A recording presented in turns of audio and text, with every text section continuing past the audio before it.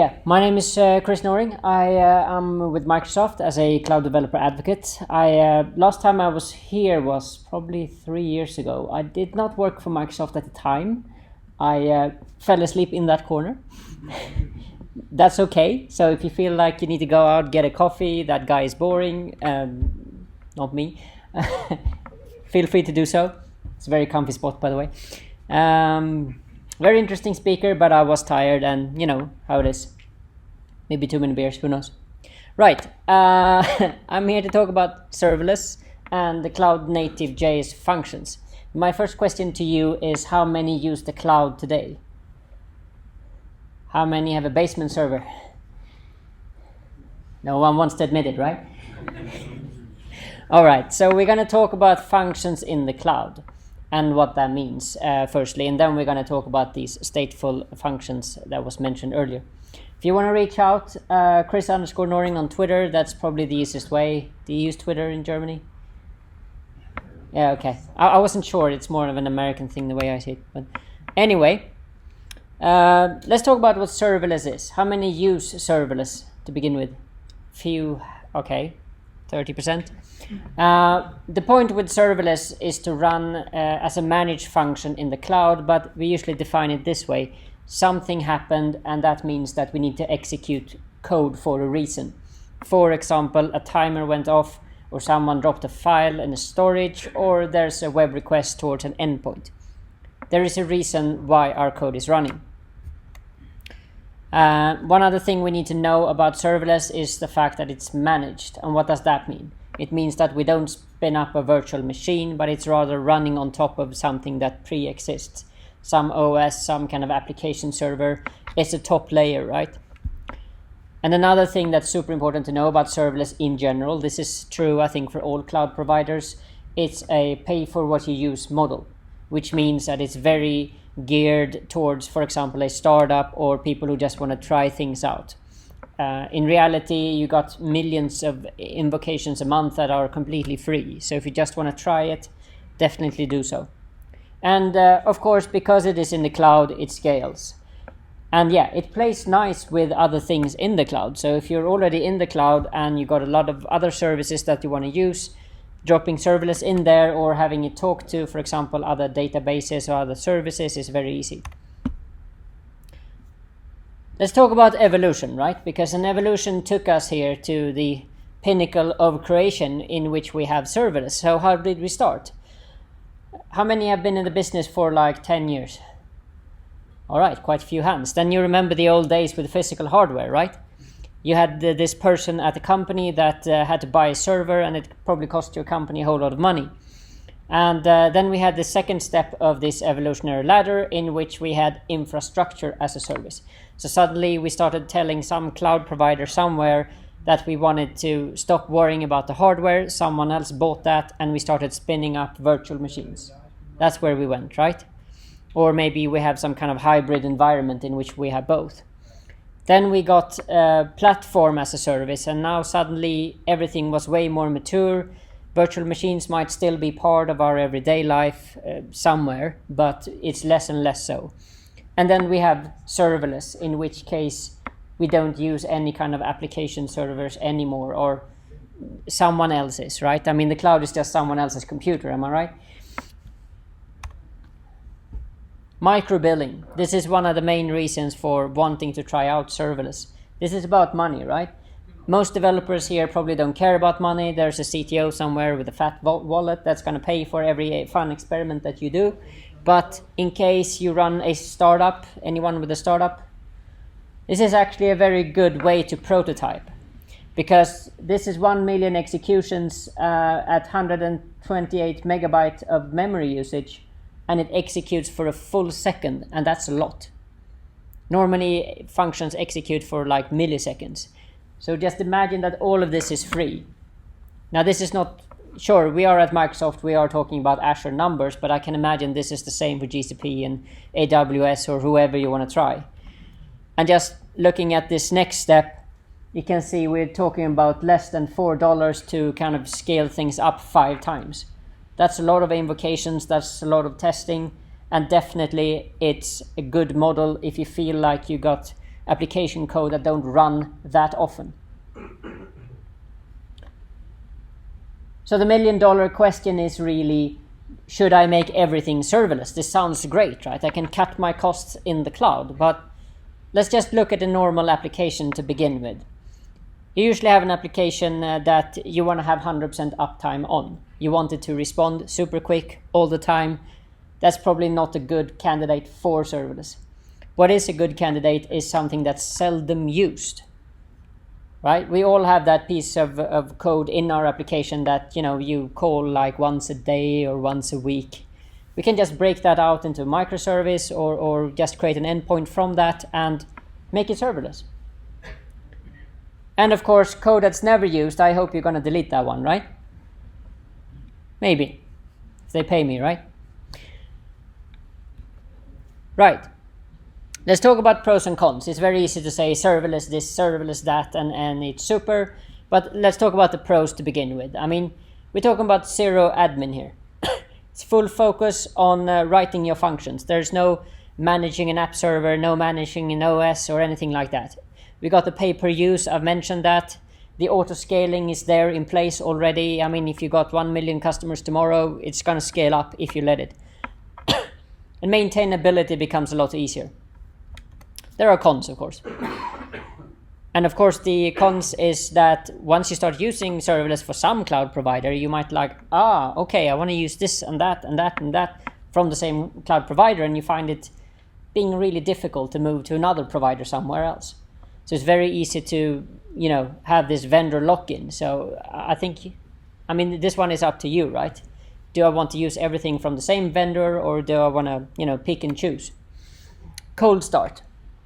How many have experienced some kind of cold start? You know what I mean? Yeah, it's not nice, right? I mean, because it is serverless, that means it's going to take, it's not going to be up 100% of the time. So it's actually going to power down after a few minutes of non-usage, which means the next time someone wants to talk to that endpoint that's serverless, it's going to take a few minutes to power up again. And that can hurt your business or your user's impression of your service. Fortunately, a lot of cloud providers now have ways to mitigate that by keeping them like lukewarm almost. But yeah, I mean, you have less control over your hosting environment because you are leaving everything to the cloud provider.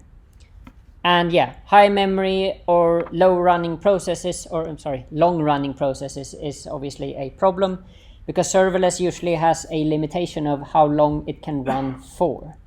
If serverless runs too long, that becomes painful. Anyone had a serverless function that ran for like 10 minutes plus? Or maybe even 3 minutes plus, if it's a web request. What I'm trying to say here is that you might find yourself fighting against the clock. You might feel like, oh, this takes 11 minutes. Crap, I probably need to make this a more, other type of thing that's not serverless, and that's going to cost me a lot more money. So yeah, I mean, I will present a solution today that will actually circumvent that problem by thinking about it differently. I mean, my talk is about long-running functions. But yeah, Azure has a specific way of doing serverless in the case that they have a function app, and that function app has X number of functions in it. I know other cloud providers just have functions, different, implementation details. What I wanted to show you here on the right is when you have a function and it has this concept of a trigger. Now, a trigger means that this is the reason why the function was triggered in the first place. And that's some kind of event, right? It's, as I was mentioning before, it's maybe a file in a file storage that's being dropped in there, or maybe it's a new row in a database, or maybe it's you just calling an endpoint. But we also have this concept of bindings. Now, bindings is simply data sources that you access in a certain direction. Having an input binding simply means that we're able to read data from whatever that data source is. An output binding is a connection in which you easily can write data instead. So input reads, output writes. There is also this notion of authorization levels, because you don't want anyone to access your function, in which case we got the anonymous function and admin, and I can imagine other cloud provider have a similar authorization model. So if we look at this a bit more, if we look at triggers, we can see, for example, a blob storage. If you're AWS, that's S3, right? Cosmos DB, that's scalable database in the cloud, shard technology, if that says anything. Event hubs, HTTP, queues. As you can see here on the triggers column, there are quite a few things here on your left that could actually trigger the function in the first place. And then we got the thing with bindings, right? What data sources that we can read from and write to. And the whole point with bindings, in my mind, is to save you time. Because the time spent of writing a bunch of connection code is you not writing business code or business logic. So the more you get for free here, the better this experience is, the better it is for everybody, with you included. Looking here at the right, we are reading from a database. And so the output binding here is simply an Excel file. And that's how you can construct your function to kind of live in some kind of context. Some kind of triggering, bring some data with you back in, and then simply write to whatever the other data source that is. You with me so far? You got some beers? Life's good? All right. Just checking. Anyway, authoring. We want this to be top-notch, right? We are developers. We want proper tools.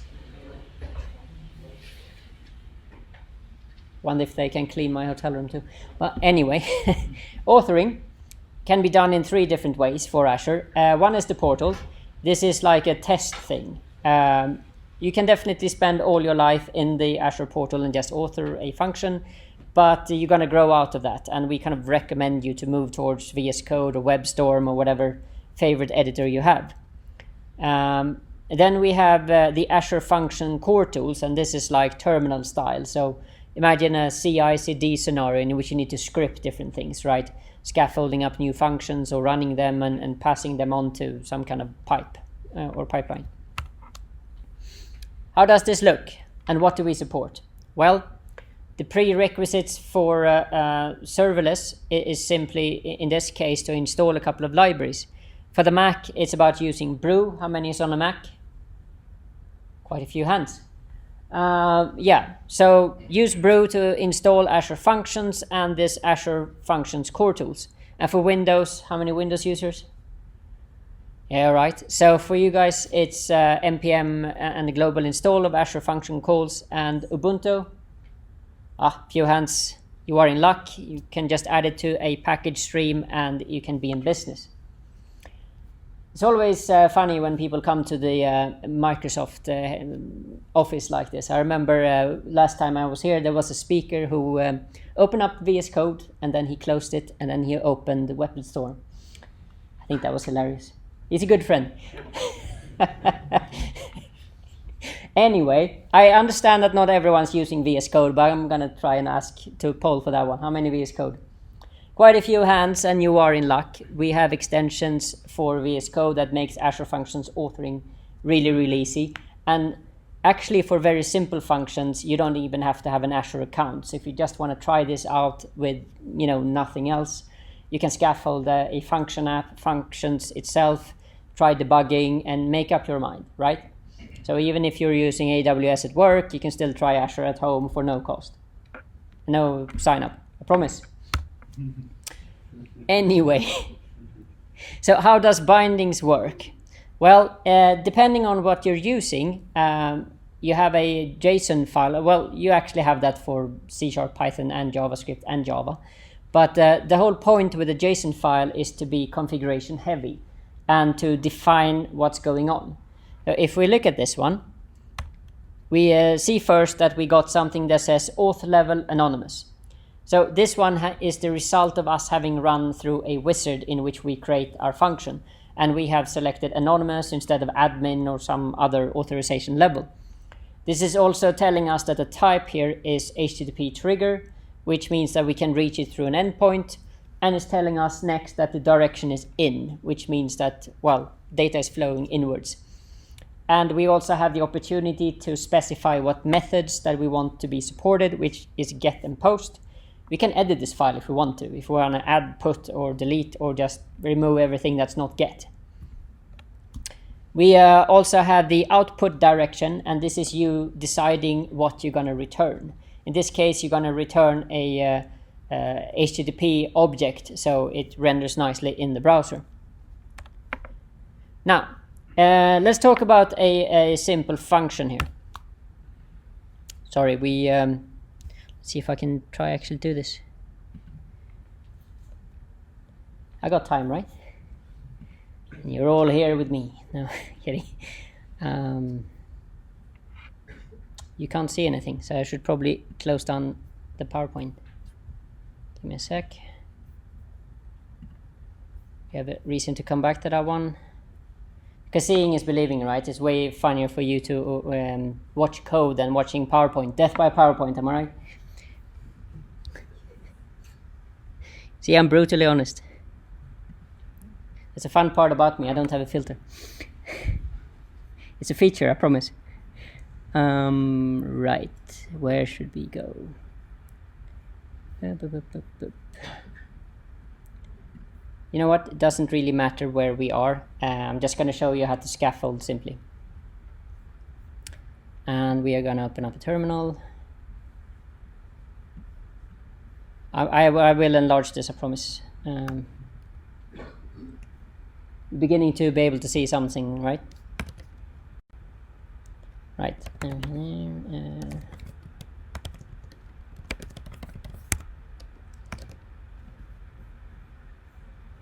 Right.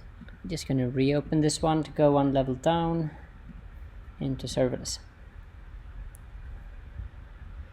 Right. Now it's completely empty. We got nothing. But let's imagine for a second we have installed the Azure Functions extension, which I have. So what I'm going to do at this point is simply to say, well, I want to create a new project.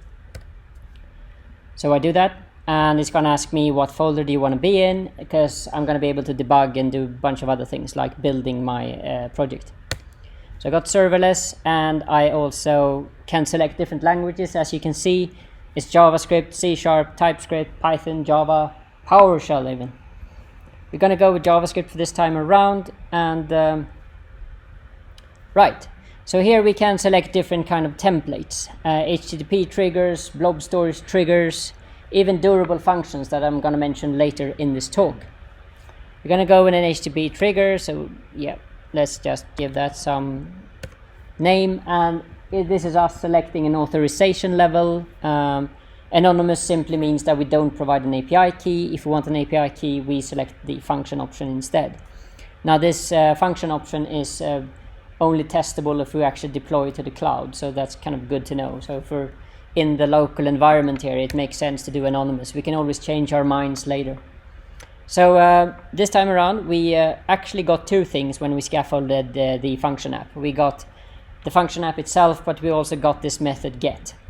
And we got this function JSON that contains this HTTP trigger, as I talked about, but also a definition for what the output object should be. We have the index.js file, which contains our function. Let's try to debug, because that needs to be good, am I right? If this is not good, what's the point? So this one is going to build my functions, and at the end here, after a few seconds, it's going to tell me you have an endpoint that's up and running. And command click, great.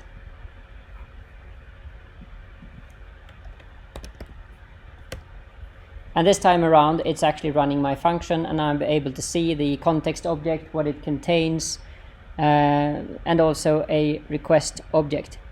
So here we can see that rec query name is Chris, but I'm also allowed to post to this specific function, and as you can see, the body property is empty, but if I would have posted, it would be filled with something. Instead of a return, it's just setting this context res object. So that's your result object that you're gonna set out.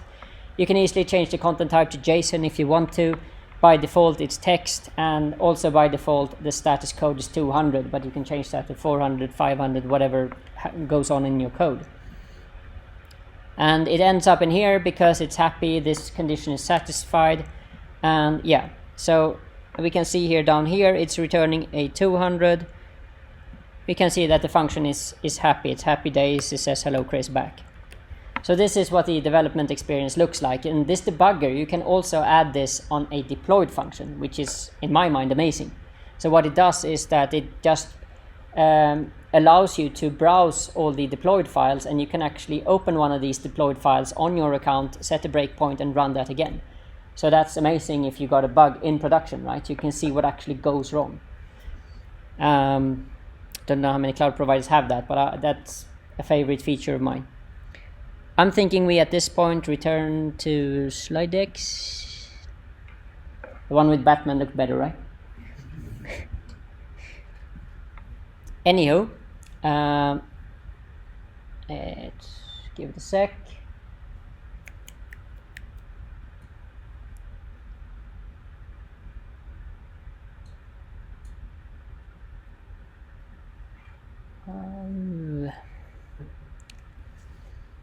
Thinking, oh great, we're back. Great, he's back in PowerPoint, am I right? Anywho, database crud. Let's talk about, some real stuff, because we all have a data source that we're going to talk to. I mean, sure, great, you scaffolded the function app, a few functions, they didn't actually talk to data. Boring, right? So here we have a full crud in which we do creation, deletion, we get data, we update data, and so on. Worth pointing out in this slide is that we got something called the local settings JSON. This is where we put things like connection string keys to databases and other API keys that we might need. Within the context of Azure, this means that we can upload things to app settings, which is a store with key values that we might need in the app. But as good developers, we also have some kind of vault, service in which we can rotate the keys. So don't think that's all we do. But we need to start somewhere, am I right? Who uses Azure here, so you know what I'm talking about? AWS. No more beers. No, I'm kidding. Anywho. Not judging, promise. The CRUD app, get here. Let's see what we're doing. So we got the HTTP trigger, direction in, and the methods get and post. And then what happens? Well, we got our return object. That's fine. We've seen that before. This is the novelty. This is the new stuff. In here, we are specifying the name of a parameter that we're going to refer to in code. We call that one bookmarks. That's on the name. And then we're saying that the type should be Cosmos DB. And we're calling our database name something, right? It has to have a name. And we have a collection, which is like tables. I don't know how many use NoSQL. Yeah, a few hands. And yeah, creative not exist. And we also point out this connection string setting, and that's the one you find in your local settings JSON, right? So you've gone into your cloud provider, copy pasted that value in there. And direction in. So direction in simply means that we are reading from the database. Now, reading from the database, we do that by simply having this name param that I specified and called it bookmarks. We can easily just loop through all the records, and we can just investigate column by column what values you have. And yeah, then we have the context res object, and here we are actually changing the content type from text to application JSON. And then we do body, context, bindings, bookmarks. So all this one does is just return these bookmarks out back again, right, as a JSON. Because this is an asynchronous operation, we need to call context done here, as we do at the end, the very last line. If we don't call that one, it doesn't know when it's done, because we can have long-running operations in here. But remember, it's serverless. Sure, long-running is fine, but not too long. And what is too long in the context of HTTP? 2.5, 3 minutes. Then it's like, no more. And if it's not HTTP, it can be as much as 10 minutes, but I'm coming to that. Yeah, so let's talk about the creation scenario. We have a very similar looking config. We just say that the direction is out. This means we have a very sweet way of writing data instead. Looking at it, our create function looks very simple. All we do is actually read from the body, and then we just have this reference, this new bookmark that we specified in our config JSON, where we said, well, there should be a reference to a new record that if I populate it, this will become inserted in the database. Just a sweet reminder here. See that name property up there? We call it new bookmark at the top. That's the very one that we are referring to in code here. So populate new bookmark with stuff from the body, and we have a record. And we call context done, and the insert is being made. Looks simple, right? What about update? Well, update is another scenario because it's a combination of reading and writing. We need to read some data from the database, and we need to say, this is the record that I care about. Let's take your values and let's merge that with whatever comes from the body, and together this makes out an update. Which means I have an out direction that allows us to write data towards the database, but I also have this in because I need to bring in a few records and find that record. I should say we can filter this down a bit because right now we're doing like a select star and getting, all our 2 million records in the database. We can definitely specify a property that says, okay, let's do this querying by ID or something, so we just get, one record in. But we are a bit crazy here. We're okay with crazy, right? So we get a few bookmarks in, and we find the right bookmark based on what we said in our body. Once we find the correct bookmark, then we can just simply say here, do the update. So we take our new bookmark reference, which normally does an insert, but we're giving it the old doc, the one we call found doc, populate the reference called new bookmark with those values, and the last thing we do is simply to apply whatever came from the body. Right? So combination of finding that record from the database, apply stuff from the body, and then save it down. That's our update. What do you think? Does it look okay? Seem better? Yeah, give me a beer. No.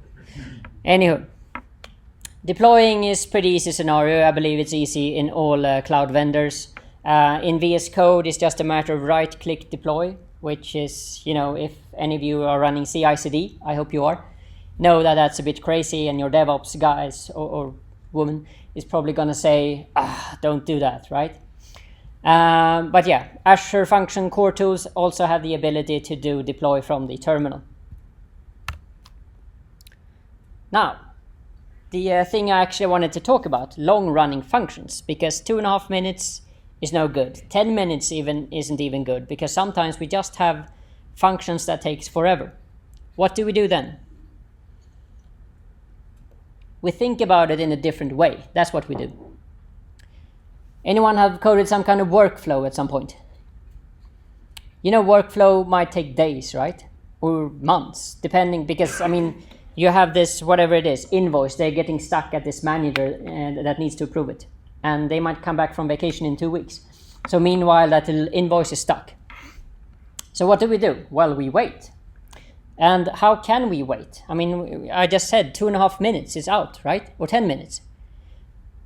We simply save the state where we are at, like a game. So we can just resume where we were.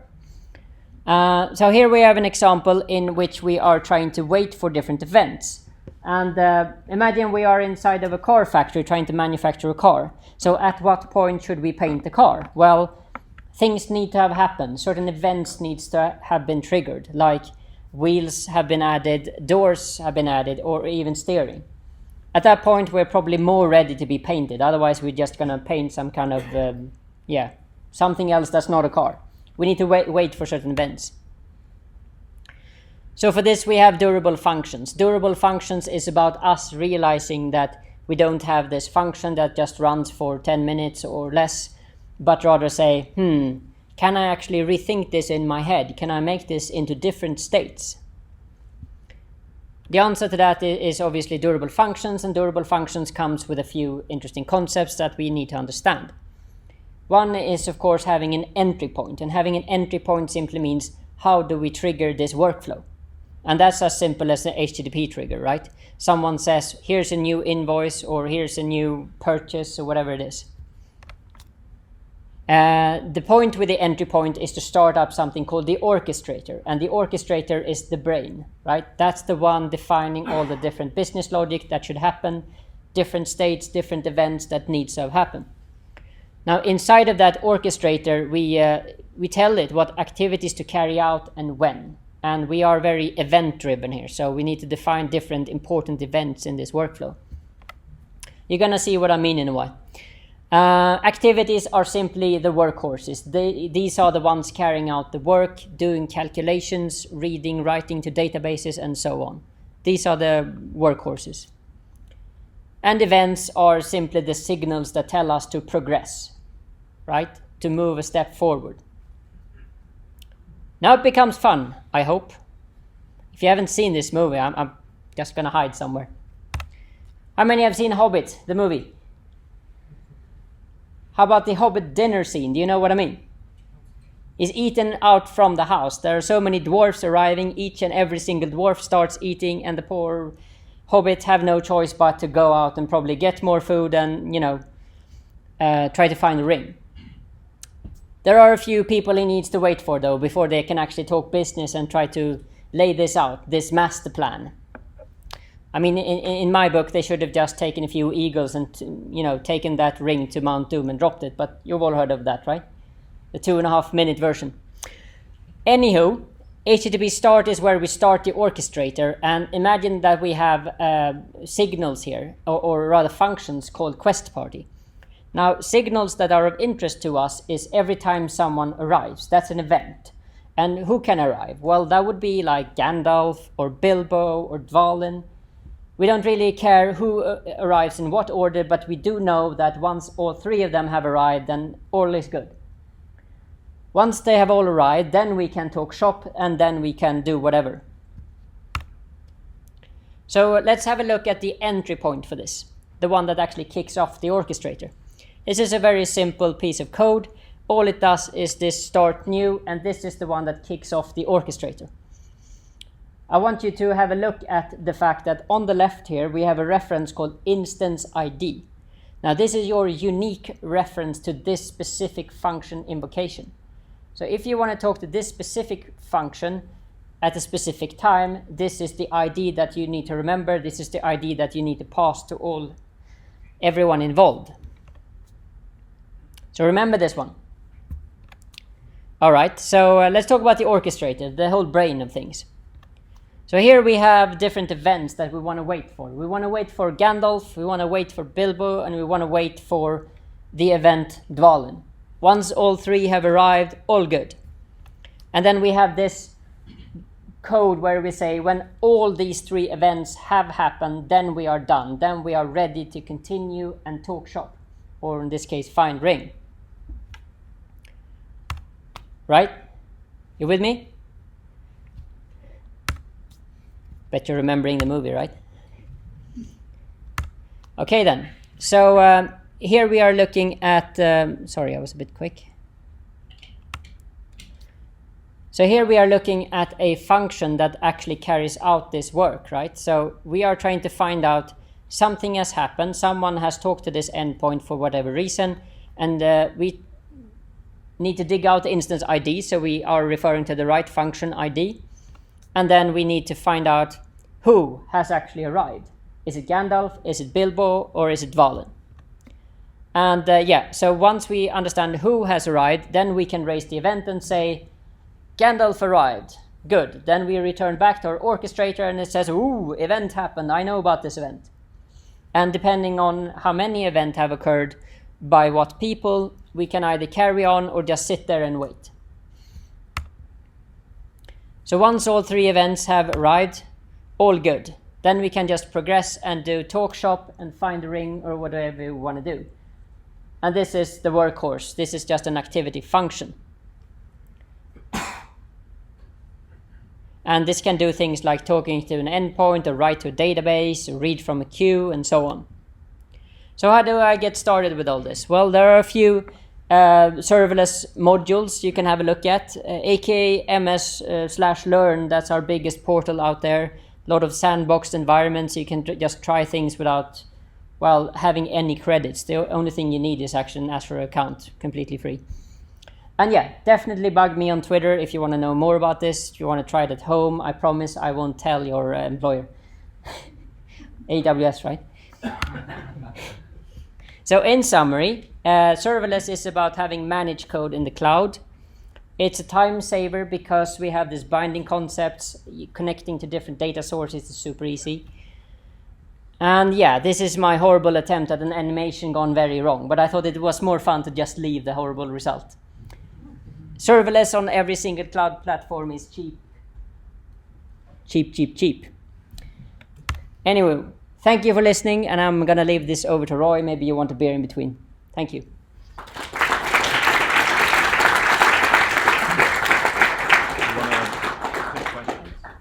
Yeah, anyone have any immediate questions?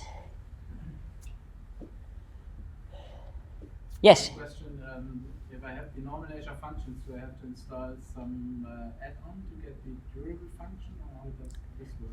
So the durable function, I think from version 2.0 of the extension is included. Okay. I had a bug the other day with someone still being on 1 point something, and they didn't find it. But yeah, VS Code, just install the function, make sure it's 2 and something higher up. Yeah, more questions? Oh.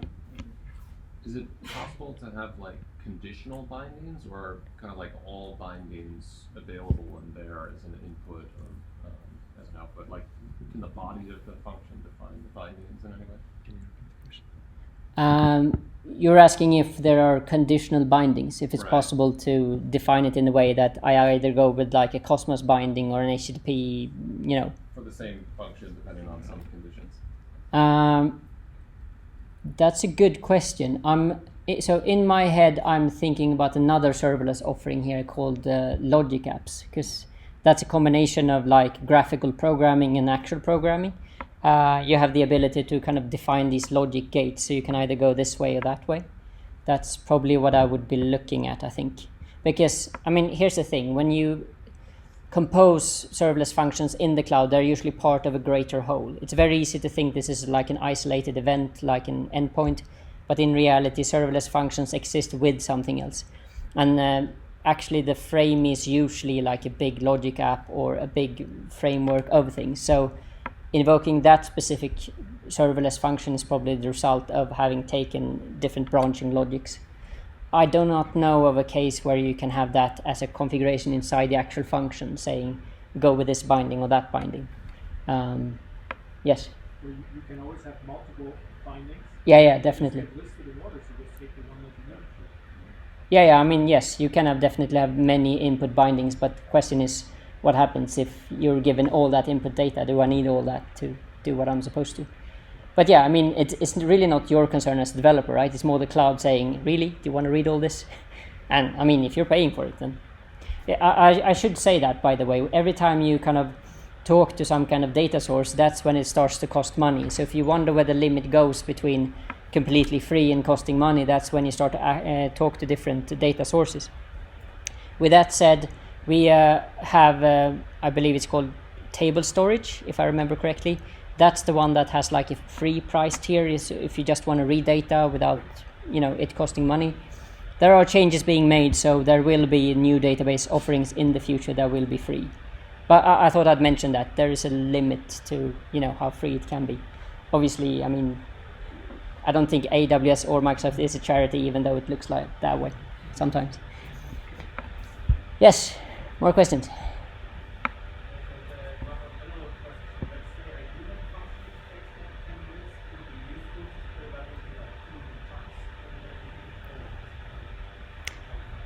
Okay, so the question was, if I got a 10-minute function, should I split it up into 2 chunks? So it's possible to do.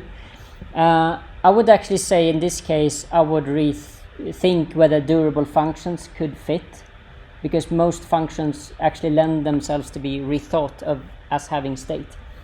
But if you got a long-running process that's just going to report back after, let's say, 20 minutes, I mean, what it needs to do is just kick off as a durable function and then raise an event when it's done, right? So you could easily, I think in that case, make it into a durable function. So yeah, that's I'm trying to answer your question here, which would be, could I split it up? Yes, use a durable function and split that up into maybe 2 events or something.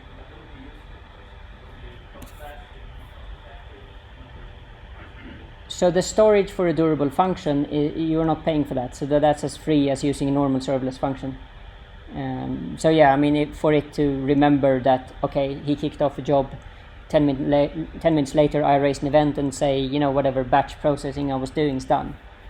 And so yeah, I mean, storage when you read and write is one thing. Storage when it comes to durable functions doesn't cost in that way. Yes. Any more questions? Where's the other guy? All right. Thank you very much.